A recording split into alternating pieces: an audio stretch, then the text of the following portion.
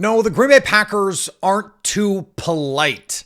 But if they want to get back to blowing teams out, they have to find a solution for an inconsistent run game.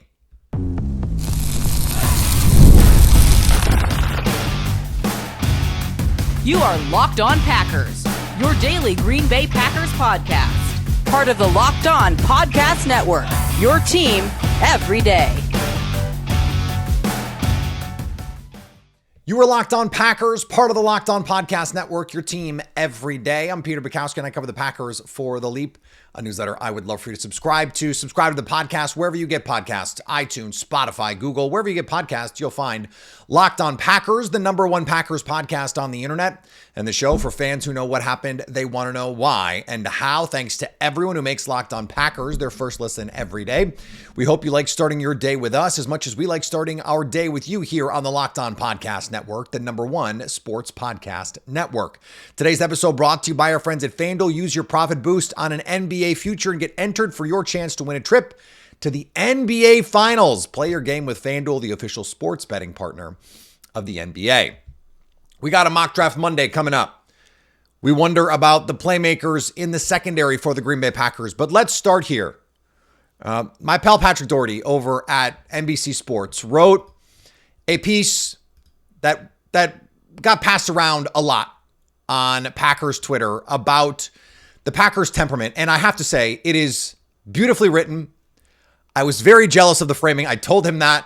Not that I thought he was 100% right, but I loved the way that it was framed. This idea that, the Packers are the perfect middle class of franchises. They are inoffensive to everyone. And they kind of try to be. That was the point, that they play a polite brand of football. And that got me thinking, because I don't think it is that Matt LaFleur does not want to blow anybody out. I don't think that is the case at all. And we've talked about it on the show. Go back to 2024. They blew teams out in 2024. But so that got me thinking, okay, so then what was different? Why was that 2024 team able to blow teams out in ways that this 2025 team was just not able to do? So I went back and looked at those games. There was the Malik Willis Titans game. That was a very bad team, and the Packers came out with a different crazy look and just ran the Titans off the field. But guess what they did? They ran the ball. They ran the ball down Tennessee's throat. And you can say Tennessee stunk. Guess what no one else did the rest of the year? That. No one else did that to the Tennessee Titans the rest of the year. Okay? Against the Arizona Cardinals, the Packers win that game 34-13. Yes, Jordan Love threw 4 touchdowns in that game. He was nearly perfect. You know what else Green Bay did? They ran the football 179 yards on the ground, 4.7 yards per carry. And before you stat wizards get mad and you think that I'm going to go to the place of run to win, no, that's not what I'm doing. This has a purpose. Let me get there. The 49ers, they blow out the 49ers. I know the backups, 38-10. The Packers rush for $169 in that game. They dominated that game from start to finish. Against the Miami Dolphins, it wasn't so much that it was the volume, only 114 yards, but they did average 4.6 yards per carry on 25 rushing attempts.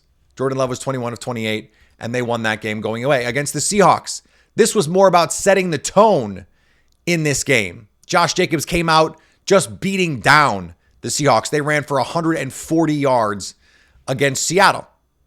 And then in the New Orleans game, they rushed for 188 yards against New Orleans in a game that you win 34-0, almost 5 yards per carry in that game. This is not so much a they need to run the football better diatribe.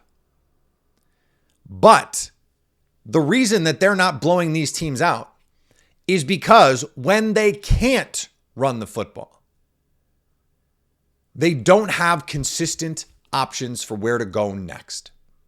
When they are running the football effectively, they stay ahead of the sticks. That makes it easy to manufacture explosive plays. They get into their play action game. If you're worried about a team running the ball 30 times because they're having success, you might have to bring a safety down. Now all of a sudden Green Bay's throwing the ball over your head. if you can't run the ball, and especially if you can't run the ball from two high safeties, you have to have a short and intermediate passing game. This goes back to the show we did last week talking about the intermediate passing game. The Packers were very good when they did it. They just didn't do it often enough. And let me take you back to 2021, a season I reference often for this exact reason. The Packers could not run the ball that season with any effectiveness. And it didn't matter because Aaron Rodgers and Devontae Adams were on that team. And they could get 6, 8, 10, 12 yards whenever they wanted because they had those two guys. Now, in the postseason, it got to the point where that was the only thing they had. I think the Packers offense in 2026, for example, can be much more diverse. But they have to find some better answers to just get 6 yards, to just get sometimes 4 or 5 yards when the run game is not working. Whether that's more quick game, whether that's more scheme touches for guys like Savion Williams and Jaden Reed and even Josh Jacobs. The screen game has not been a big part of this offense. Part of that is because the offensive line has not been great at it. The timing has not been great. The Packers changed what they did offensively. They changed their offensive line parameters. They went for bigger guys to try and run the football more effectively, to try to change their temperament. If you think this is a temperament issue, the Packers are too polite, they drafted Anthony Belton to go out there and MF guys in the trenches. They signed Aaron Banks to go out there and out physical people. They drafted Devontae Wyatt and Quay Walker so they could stop the run on defense. They traded for Micah Parsons. There was nothing polite about that. The problem for this team is this offense really is predicated on being able to run the football effectively. And if you can't do that, what are your answers? And I think the Packers have answers. I think Jordan Love in the short and intermediate passing game is very good. You know why I think that? Because he is. Because the numbers say that he is. It's not just me talking. When he gets the opportunities to do it, they have the players to do it. If you have Tucker Kraft out there a little bit more, you can run those little play action slide plays. Just dump the ball off to him. He is your check down. I mean, the guy over the last 2 years averages almost 10 yards after the catch. He's a walking first down. Having him out on the field would be very useful.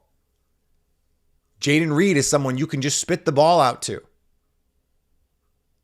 And he can go make a play for you.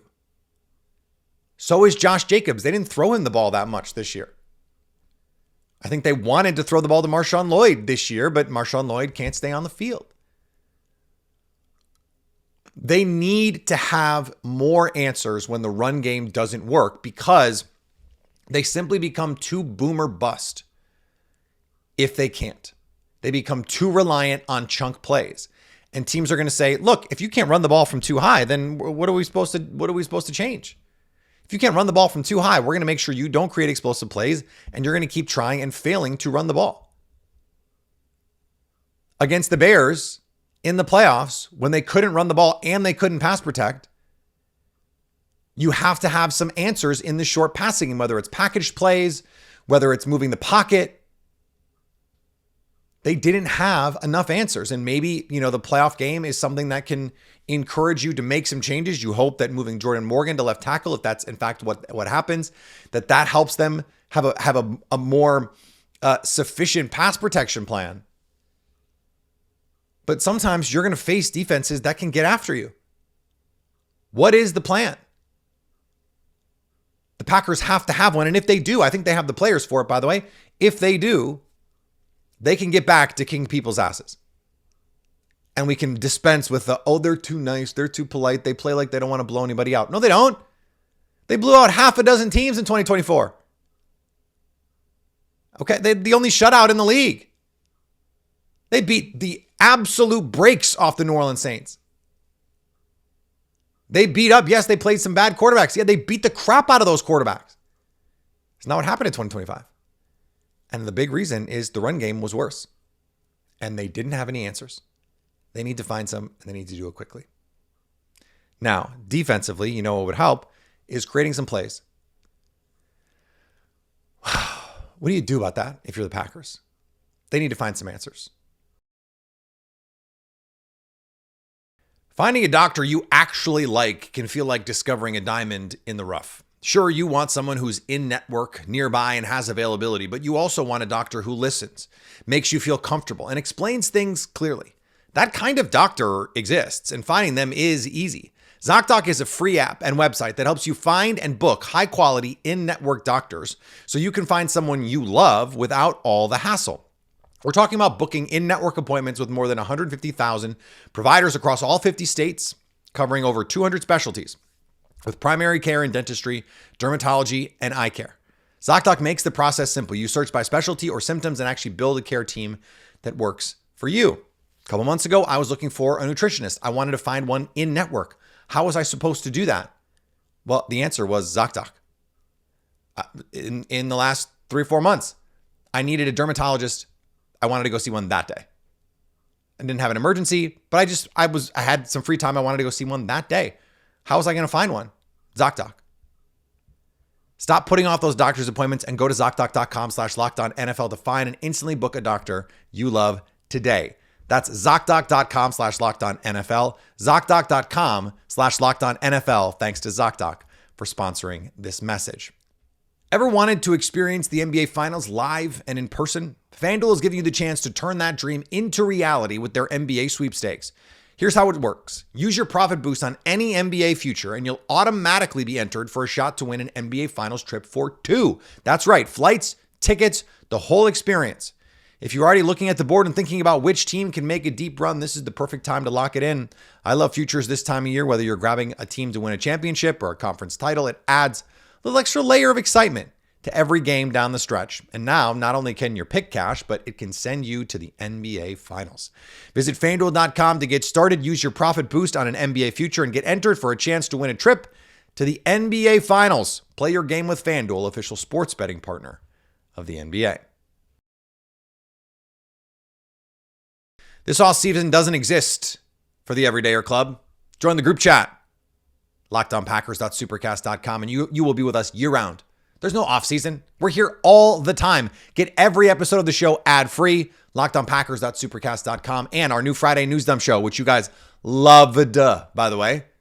The Everydayers get priority on the questions that we go over on the Friday News Dump, which is live at noon Central on Friday.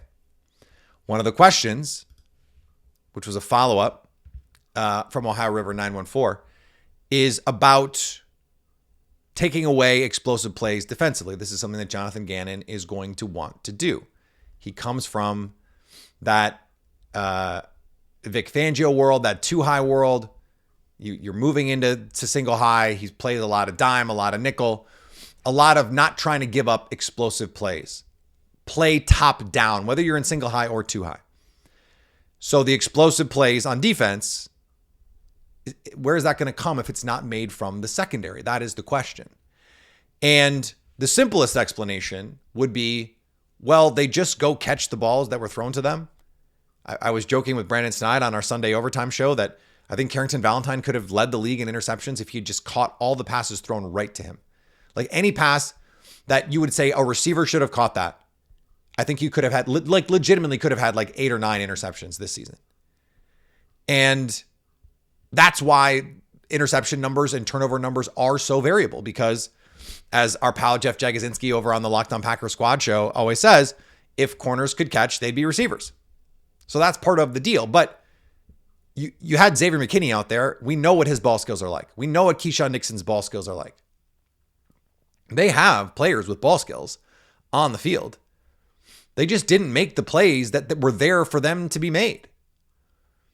Now, the thing is, and I've made this point, seems like 100 times at this point, but if you adjust for turnovers, the 2024 Packers were still a top 10 defense. So it's not just that Xavier McKinney had 5 interceptions in 5 games to start the season or whatever it was.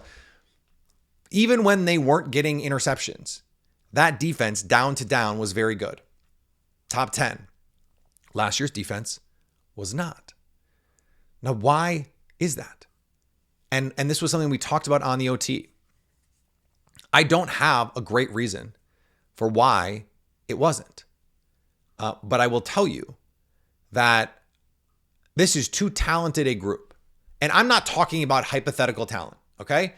A couple years ago, we were saying, hey, this is a really talented group. And I always say, you only use the word talented for players or teams that aren't good yet. If they were good, we just say they were good. So a couple of years ago, maybe like one of the Joe Barry defenses were like, hey, you know what? Just get out of the way and let the talent do the work. And then you had a couple injuries here and the approach wasn't always the best. And it's not just about talent. It's about, are you a good defense? Well, how about just, are you a good player? Xavier McKinney, 2-time All-Pro now. Micah Parsons is probably the second best defensive player in the NFL. So certified good players, right? Evan Williams, I thought for most of the season was having a Pro Bowl year, got hurt at the end of the year. Maybe that hurt him. I still believe that he was one of the best safeties in the NFL. By the end of the year, Javon Bullard was playing like one of the best nickel defenders in the NFL. Certified good players. We know what that looks like. We know when Devontae Wyatt is on the field. He is one of the most disruptive interior pass rushers in the NFL. Last year, Carl Brooks, top 10 in pass rush win rate. One of the best interior pass rushers, defensive tackles, especially rotational defensive tackles in the NFL. This is not hypothetical. This is actual, tangible, verified, like statistical, PFF, whatever. All of them say there's a lot of good players on this defense. Edgerrin Cooper at the end of 2024 was playing like the best player on a team with a first team All-Pro in Xavier McKinney. So, and that's before we even get into Rashawn Gary. That's before we even get into whatever progress you hope to see from Lucas Van Ness. That before we even deal with Keyshawn Nixon and Carrington Valentine. There's 7, 8, 9 certified good players on this defense. Last year feels like the worst that group could have played in the aggregate. And I know the Ravens game skews things, but they gave up 25 fourth quarter points in the playoffs. There's no way a defense, even without Micah Parsons, even without Edgerrin Cooper, even without Devontae Wyatt, should give up 25 points. Like the worst team in the league, the worst defense in the league, you would not expect to give up 25 fourth quarter points. You wouldn't expect them to give up 25 first quarter points or second quarter points or third. 25 is a buttload of points to have been scored in any quarter. I think what we saw in 2024 was probably a team that played over its head in terms of the talent that was actually on the field and what they were able to do. But part of that was we saw the best version of Edgerrin Cooper. We saw the evolution of Evan Williams. And Javon Bullard wasn't even playing this level in 2024. Rashawn Gary was certainly not playing at Micah Parsons level in 2024. So if that was the top end of what that talent could produce, I think the 2025 team, although we saw flashes of it, and even after Micah Parsons went out, they handled the Bears for 3 quarters. And I think if Jordan Love had played in that game, they score enough points to make it moot. And if Romeo Doubs just catches the onside kick, they score enough points to make it moot. And we're going, oh my God, can you believe this defense, what they did in the first game without Micah Parsons? Instead, they blow it in inglorious fashion, but it took a special teams meltdown. It took a lot of things to happen. It took a fourth quarter touchdown. It took a lot of crazy stuff. I think that was on the bottom end of the outcomes. You play last season 10 times, even with the injuries, even with Micah Parsons going down in the middle of the year.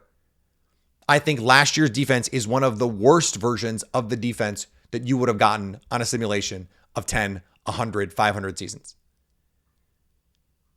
And so if you just take the talent and you say, well, that talent is probably going to be not talent, right? Not just talent. You take those players, those verifiably, those like demonstrably good players. We've seen them be good. Again, forget Rashawn Gary, who we've also seen be a very good football player and was not a very good football player last year. A lot of these defensive players we have seen be good. They were not consistently good, or certainly not in the case of someone like Xavier McKinney, consistently great the way that they were the year before. If they just get back to something closer to a baseline, we talk about regression all the time. If they get back to something closer to that, I think you're going to see a much better defense in 2026. And that is something closer to the level of players that are on this squad. But, they have to actually go out and do that. And as Charles Woodson once said, if you catch every ball thrown to you, just those, don't have to do anything else special. Just catch the ones they throw to you. You'll be an all-pro. If the Packers had just caught the balls thrown to them, they beat the Giants by 30. If they just catch the balls thrown to them, they probably beat the Broncos, even with all of those injuries, because Xavier McKinney catches the interception. Micah Parsons, maybe he doesn't get hurt. A lot of things go differently. All right, let's get to a mock draft Monday next on Locked On Packers. Tax season doesn't have to take over your life. This year, TurboTax is making it easier than ever just to hand things off and move on with your day. With TurboTax full service, you can have your taxes done for you by a trusted local expert, start to finish, without the stress or guesswork. Instead of spending hours trying to figure out forms, you can meet with a local TurboTax expert in person or connect online. You can upload your documents, go about your day, and get updates right in the TurboTax app. For a limited time, you can have your taxes done by a local TurboTax expert for just $150 all in. If a TurboTax expert didn't file for you last year, just file by February 28th. Take taxes off your plate and get back to your life. Visit TurboTax.com/local to book your appointment today. All right, let's get to a mock draft Monday. And I like doing them live. So for the moment, we are going to continue to do them live. I don't really care so much at this point about the grades.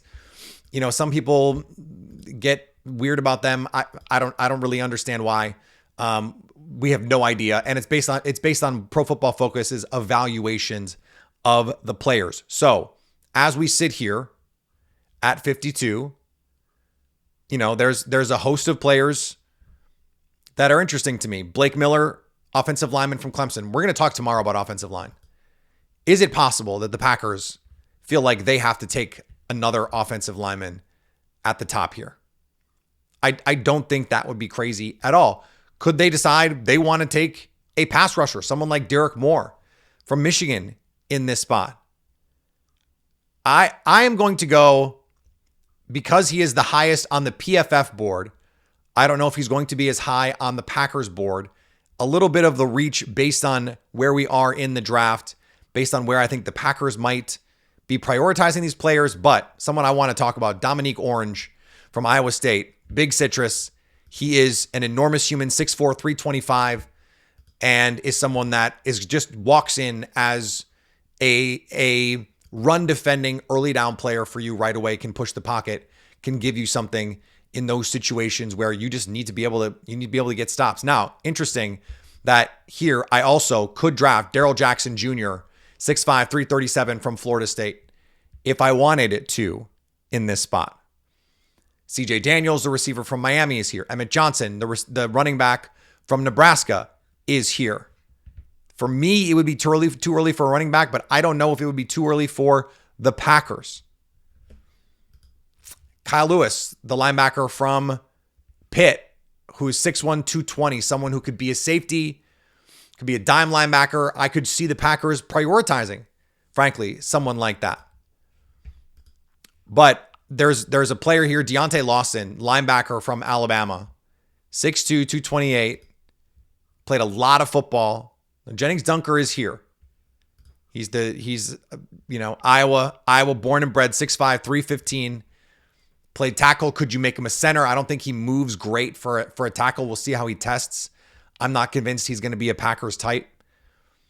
But I think this day 2 could be very similar to the way the Packers handled round 1 a couple years ago in 2022, going defensive tackle, linebacker. There is not a corner here that I think makes sense for Green Bay. Not really a corner here at all based on their board. So let's grab Deontay Lawson. And then you don't pick again till 120. And here right at the top is a couple players that I think would be interesting. The Packers, Xavier Scott, 5'11", 195 for Illinois. It's all going to be about how he tests. There are some questions about a player like Davison Igbinosun. Where is he going to land? I think I would have taken him much sooner. There are some boards that have him much higher. I don't think, frankly, he would be here at 120. So I'm gonna kind of ignore that, and I'm gonna take Xavier Scott here. But you go defensive tackle, you go linebacker, you go corner, you find your running back later in the draft. I would really be a fan of this draft. It's a meat and potatoes draft, to be sure. And the Packers kind of have to eat their vegetables at this point. Like that's where they are as an organization. They're the flashy picks. They drafted Matthew Golden. They drafted Savion Williams. Those were flashy picks. You have the flashy players, and you don't have a first round pick. So this is you need the steak and not the sizzle at this point when you're trying to build the team. So is that, are there trade down possibilities? I didn't really do it with that in mind. Maybe next week we can have a conversation about that. We're also coming up here soon with the combine coming up. We're going to get the testing on these guys, and we're going to find out, are they Packers types? That's something I want to talk to you about. Does this stuff matter? Yes, it does. And it doesn't matter if you think it matters. It matters to the Packers when they are selecting players. So if we want to try and put together a accurate net, if we want to cast the right net on who the Packers could potentially draft, if you want to get excited about some people, you want to start thinking about, okay, could it be? Then we have to talk about at what positions does it matter to them? What positions do they tend to prioritize? And what are the size requirements? I mentioned 5'11", 195. That's right in the range for a corner for the Packers. Someone like Igbinosun is 6'2", in that same 195, 200 pounds. That's a Packers corner. Does that change with Jonathan Gannon? I really don't think so. So we're going to have to talk about some of the types that they're going to be looking for in the draft, even though what's weird about the offseason is we have the combine before the new league year starts. So we're starting on the draft. Then the new league year starts, and we got to talk about free agents. And then there's the veteran cuts and all that stuff that come in the middle. And then we come back around to talk about the draft. So it's going to be a little bit of a roller coaster. It's going to be a little bit all over the place.